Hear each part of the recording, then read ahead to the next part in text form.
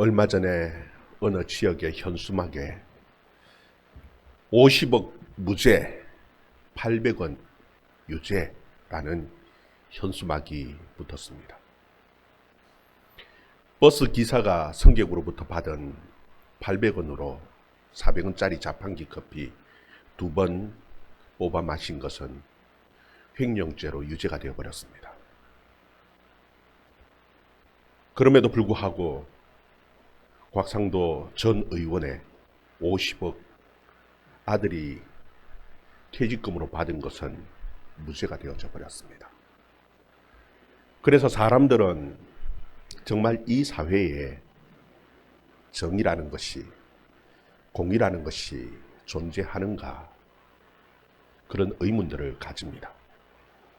우리는 유전 무죄, 무전 유죄라는 말을 너무나 당연스러운 것처럼 그렇게 사용합니다. 요즘은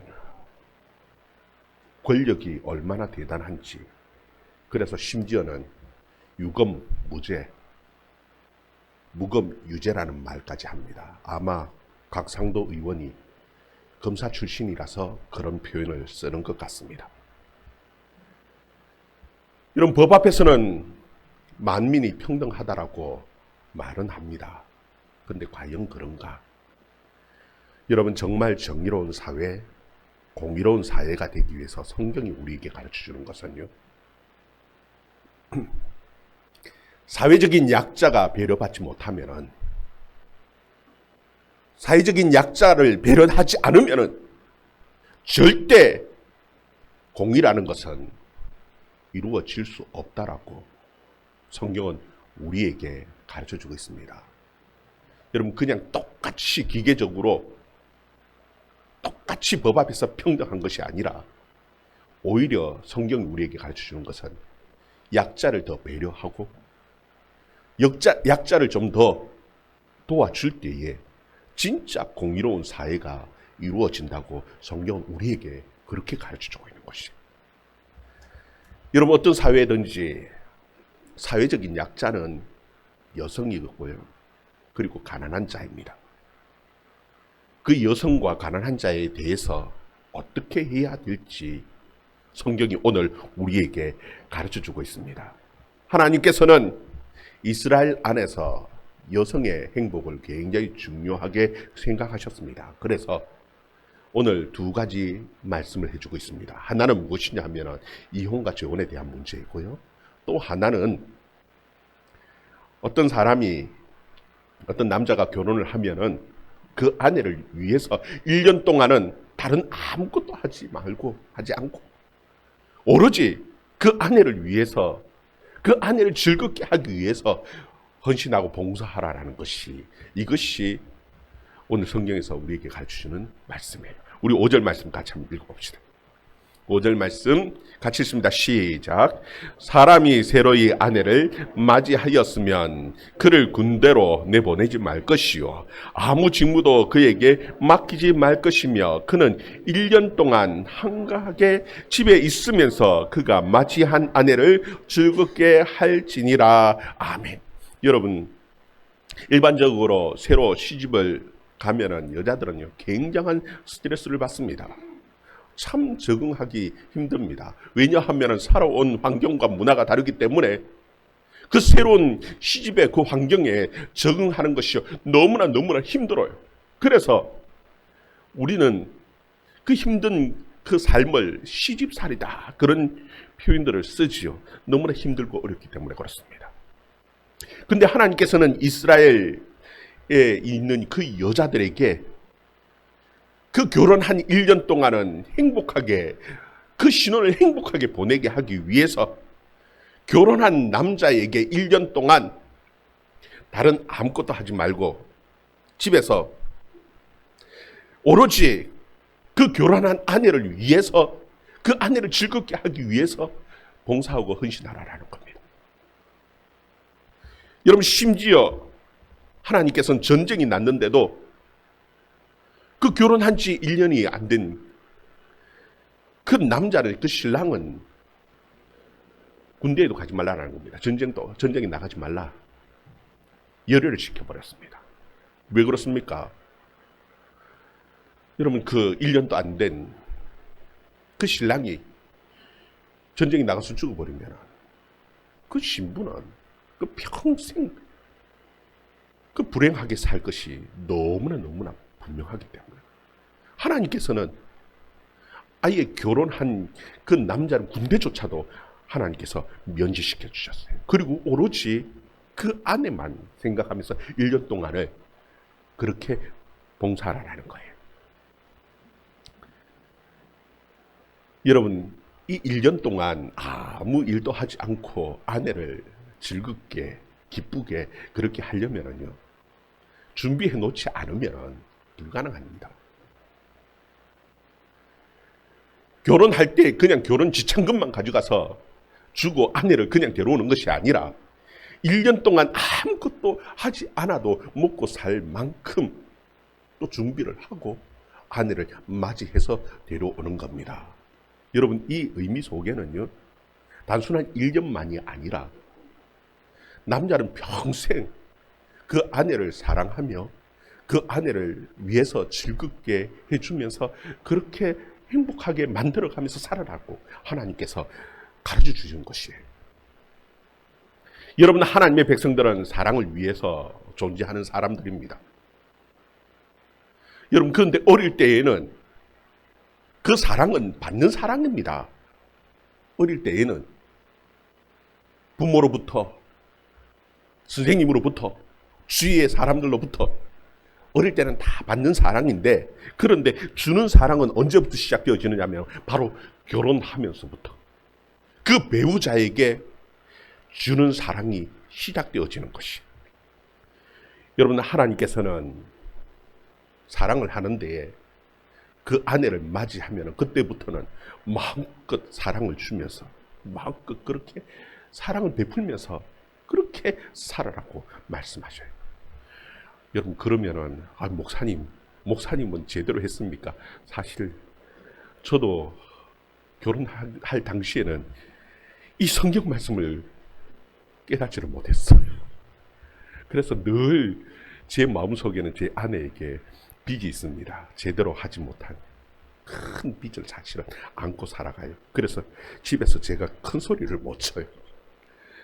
여러분, 하나님께서는 그 남자들이 오히려 사회적인 강자이기 때문에 그 약자인 그 아내를, 여자를 정말 배려하면서 살아라는 겁니다.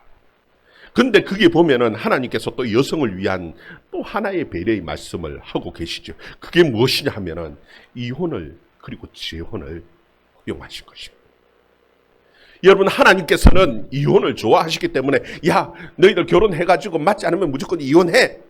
그것이 아닙니다. 여러분, 사람이 살아가면서 법이라는 것이 칼로 탁 무자르듯이 그렇게 탁탁 잘라서 적용할 수 없기에 하나님께서 예외 조항이라는 것을 만들어 놓았습니다.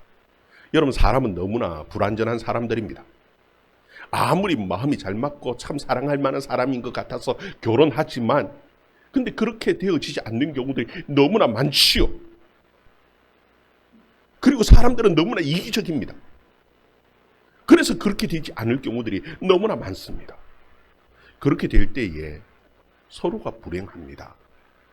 특히나 여자들은 더 힘들고 더 어려운 삶을 살아가게 되어질 것입니다. 그래서 하나님께서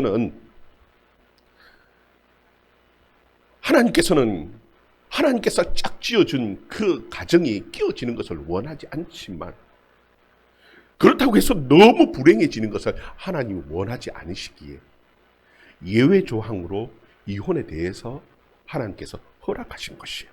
우리 1절 2절 말씀 우리 같이 봅니다. 1절 2절 말씀 같이 봅니다. 시작.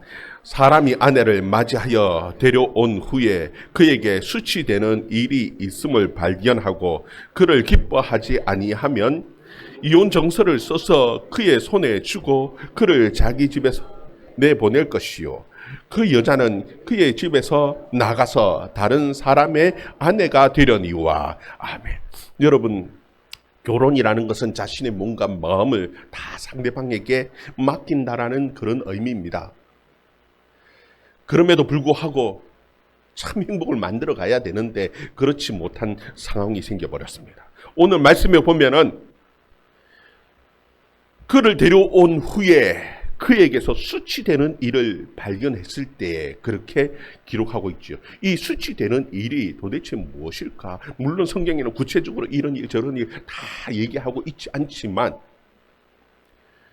이 사랑하기에 어려움이 생겼다라는 겁니다. 여러분, 여자들은 사랑을 먹고 삽니다. 어릴 때에는 아버지의 사랑을 먹고 살고요. 그리고 결혼하면은 남편의 사랑이 힘이 되어집니다. 여러분, 사랑받지 못하는 여자는요, 정말 정신적으로 죽어버려요. 무슨 의미로 내가 살아야 할지, 그 의미, 가치 자체를 참 찾기가 힘들어지는 것이 이것이 여자입니다. 그런데 남편이 도저히 그 아내를 사랑할 수 없을 때, 사랑할 수 있는 상황이 아닐 때, 그때 어떡합니까? 그때 어떡합니까? 그때는 어쩔 수 없이 이혼을 해야 하는데, 그런데 하나님께서는 그냥 집에서 내보내지 말라고 말씀한, 그때 반드시 해야 하는 것이 있는데 그것이 무엇이냐 하면은 이혼 정서를 써서 보내주라라는 겁니다. 여러분, 여기에 이혼 정서라는 것은 무엇이냐 하면은 남편으로서의 모든 권리를 행사하지 않겠다라는 포기각서입니다. 여러분, 이것이 쉽지 않지요. 그 당시에 남자들은요, 결혼하려면은 그냥 결혼하는 것이 아닙니다. 그 장인에게 결혼지참금을, 엄청난 그에게 결혼지참금을 주고 아내를 데려옵니다. 그리고 1년 동안 의무적으로 그 아내를 위해서 얼마나 봉사하고 수고했습니까? 그런데 그 권리를 포기한다고요? 쉽지 않지요. 그럼에도 불구하고 그렇게 하라는 겁니다. 왠 줄 압니까? 여자는 경제적인 능력이 없습니다. 그 당시에 여자는 경제적인 능력이 없어요. 그냥 내보내면은 먹고 살 길이 없는 겁니다. 그럼 어떡합니까? 다른 집에 다른 사람이랑 또 남편을 맞아서 결혼해서 살아야 되는데, 이혼 정서를 써 보내지 않으면 나중에 큰 법적인 문제가 생깁니다. 내 아내인데 왜 같이 사냐? 그걸 법적으로 문제를 삼으면 심각한 문제가 발생하게 되어지죠. 그래서 하나님께서는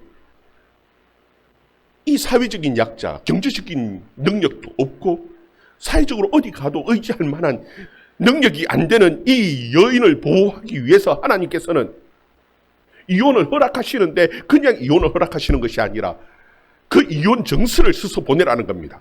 남편으로서의 권리를 포기하는 그 이혼 각서를 써서 보내주라. 그리고 그 아내는 나가서 다른 남자의 남편이 될 수 있도록, 재혼할 수 있도록 하나님께서 길을 열어주셨어요. 약자를 보호하기 위한 하나의 이 예외적인 하나의 조치로 하나님께서 그렇게 해주신 것입니다. 여러분, 하나님께서는 가정이 이혼하고 깨어지는 것을 원하지 않습니다. 하나님이 가장 원하시는 것은 행복한 가정을 만들기를 원하십니다. 그래서 남편들에게 야, 그냥 무조건 아내 들어왔다고 다 된 것이 아니야. 평생 위해서 살아야지요. 그런데 평생 일 안 하고 살 수 없으니까 단 1년만이라도 아내를 위해서 정말 헌신적으로 그렇게 한번 봉사하고 즐겁게 하고 그렇게 한번 섬겨봐. 하나님께서 원하시는 것은 1년이 아니고 사실은 평생입니다. 그럼에도 불구하고 한번 1년이라도 해보라는 겁니다. 정말 그럼에도 불구하고 도저히 그렇게 살 수 없을 때는 야, 너 주장할 수 있는 권리 다 포기하고 그 아내를 자유롭게 보내주라는 겁니다. 여러분, 이것은 배려가 아니면 불가능한 일이죠. 힘 있는 자, 강한 자의 배려가 아니면 할 수 없는 일입니다. 여러분도 그 당시에 사회적으로 또 약자는 가난한 사람이었습니다. 여러분, 가난한 사람이 먹을 것이 없으면 굶어 죽어야 합니까? 살기 위해서 어쩔 수 없이 해야 하는 것이 세 가지입니다.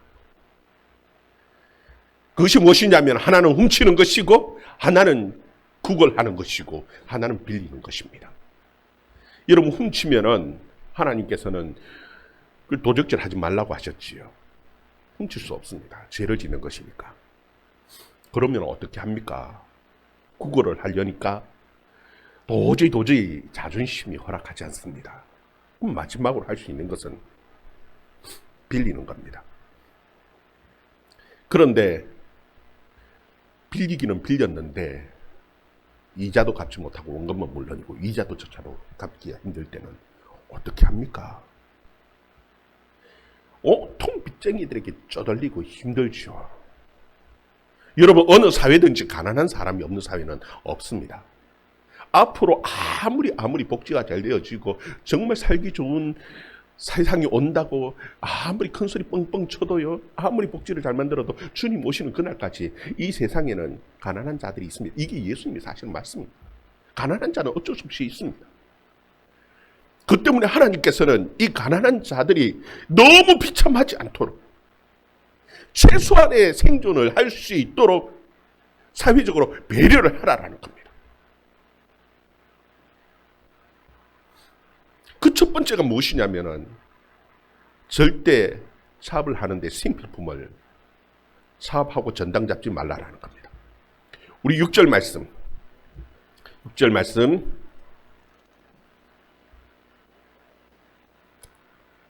같이 읽습니다. 시작. 사람이 맷돌이나 그 윗짝을 전당 잡지 말지니 이는 그 생명을 전당 잡음이니라. 아멘. 하나님께서는 맷돌의 그 윗짝이나 맷돌은 전당 잡지 말라. 그 생명을 전당 잡는 것이다. 그렇게 말씀하죠.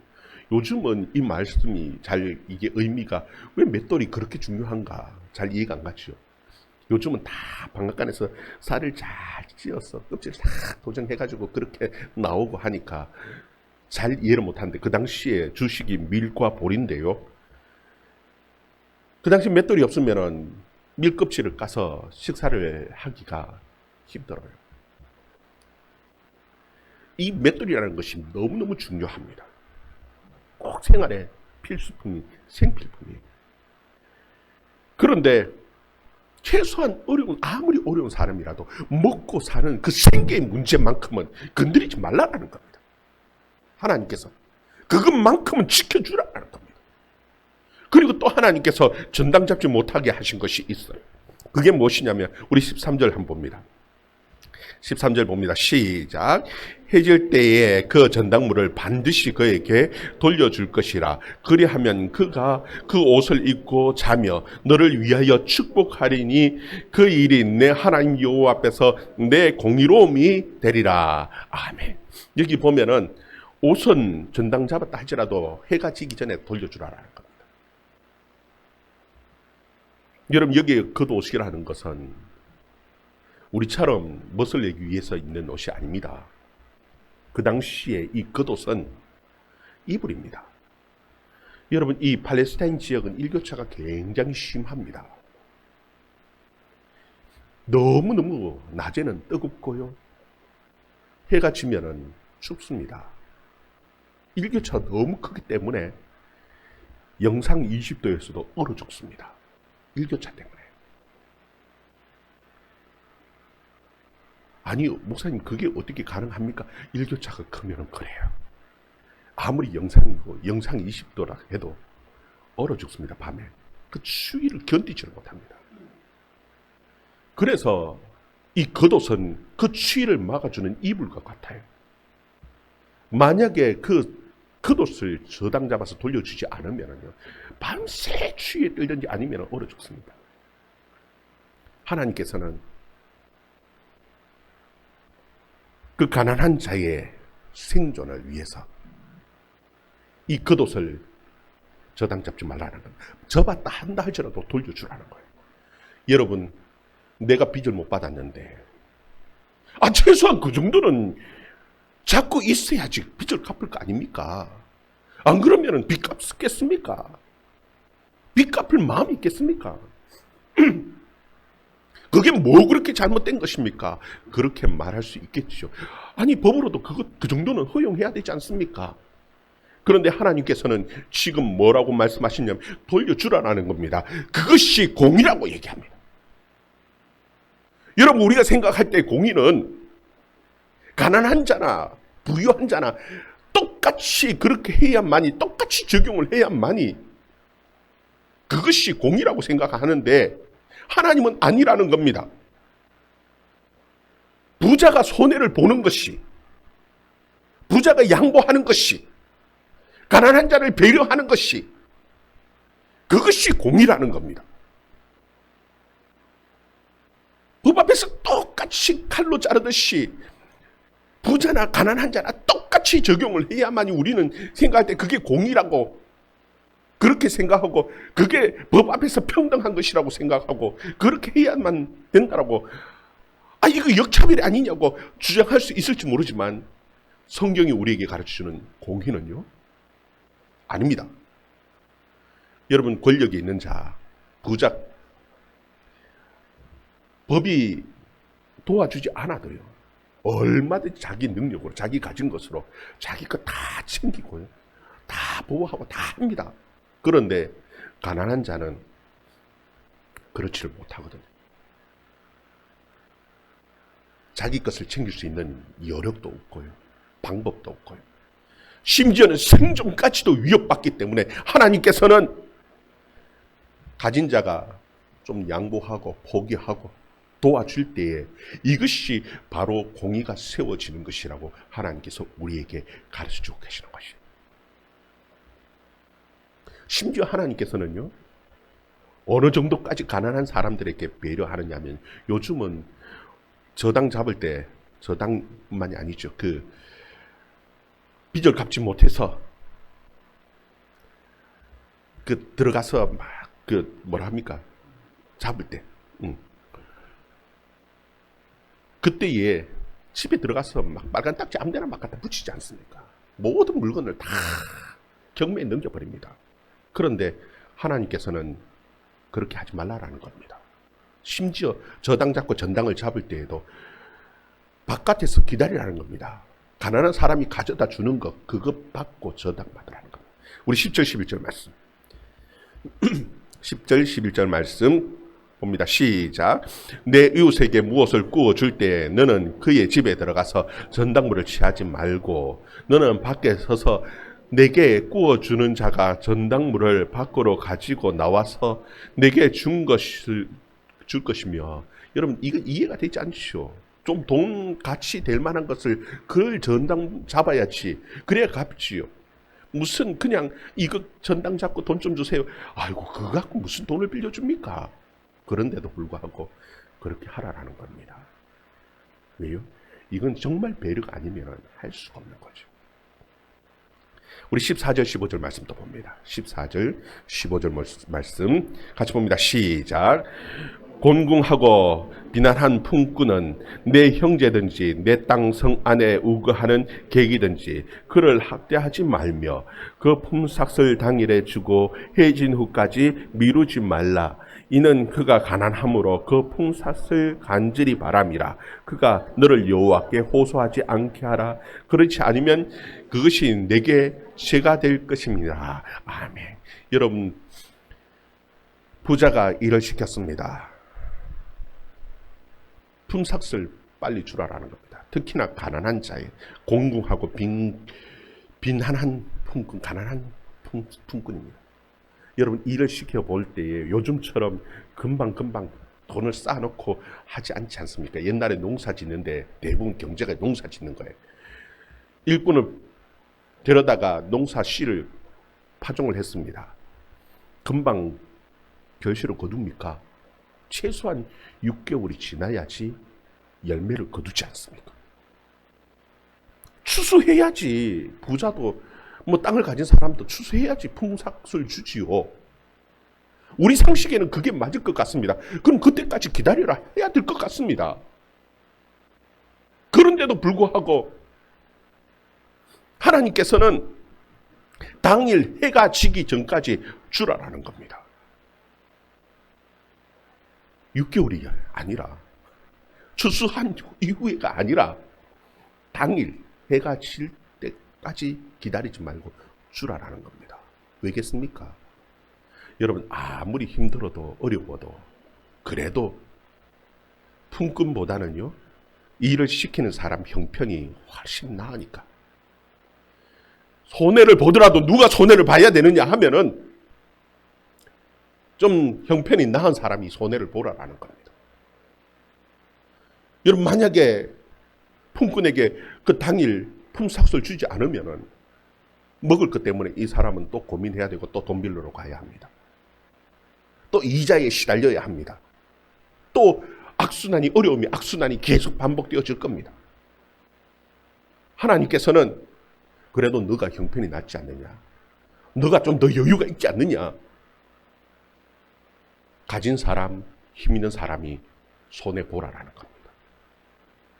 여러분 그렇지 않으면은 하나님께서 심지어 뭐라고 얘기하냐면 그렇게 하지 않으면 그건 너의 죄가 된다라고 하나님께서 말씀하고 계신 것입니다. 여러분 성경이 우리에게 가르쳐주는 공의는 똑같이 나누고 똑같이 적용하는 것이 절대 공의라고 말씀하지 않습니다. 성경이 우리에게 가르쳐주는 그 공의는요, 가진 사람이, 힘 있는 사람이, 없는 사람에게, 가난한 사람에게, 힘든 사람에게, 약한 사람에게 배려하지 않으면 절대 공의가 세워지지 않는다. 하나님께서 우리에게 그렇게 가르쳐줍니다.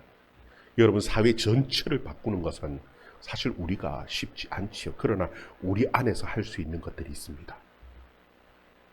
교회는 정말 공의로운 하나님의 나라를 만들어야 합니다. 정말 하나님께서 보고 기뻐하시고 하나님께서 축복하실 만한 그런 공동체를 교회는 만들어야 합니다. 사회 전체는 바꿀 수 없다 한다 할지라도 여러분 교회 안에서만큼은 하나님이 보시기에 아름다운 그런 공동체를 만들 수 있기를 주의 이름으로 축원합니다. 힘 없는 자, 가난하고 어려운 자들을 돌아보고 배려하고 오히려 그들을 더 위할 수 있는, 좀 가진 사람, 좀 넉넉한 사람이, 힘 있는 사람이 양보할 수 있는 그런 공동체를 만들 수 있기를 주의 이름으로 축원합니다. 그때 하나님의 관심은요, 교회에 하나님의 관심이 임하고 하나님께서 정말 축복하실 만한 그런 사회가 될 줄 여러분 믿으시고 그런 공동체, 그런 교회 만들 수 있는 저와 여러분 되기를 주의 이름으로 축원합니다. 기도하겠습니다.